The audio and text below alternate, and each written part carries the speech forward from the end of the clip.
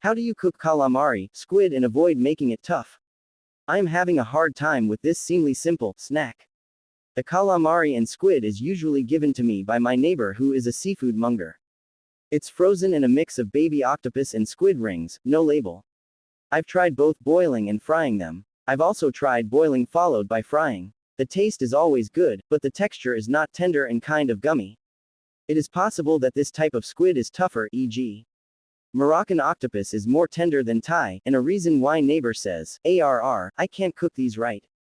Here, you try. Is there a trick to getting them spot on? Calamari or squid is of course famous for being difficult to cook, because it gets tough or rubbery.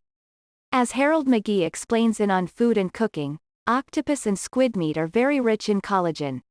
They are chewy when lightly cooked, tough when cooked to the denaturing temperatures of their collagen, around 120 to 130 F, 50 to 55 C, and become tender with long, slow cooking. The trick then is to either cook them minimally, so they do not begin to toughen. This Serious Eats recipe, see link 1. For fried calamari recommends no more than 1 minute. My own interpretation of this is that it will keep the temperature of the squid below the 120 F threshold, at the risk of being below the pathogen kill point, so it should be done only with squid from a trustworthy purveyor. Cook them for a long time, slowly, as in a braise, so they move through the tough phase to tender again. This Food Network, see link 2. Recipe for stuffed squid by Anne Burrell as an example. The total squid cooking time is 20 to 25 minutes. Fried calamari gets tough when even slightly overcooked.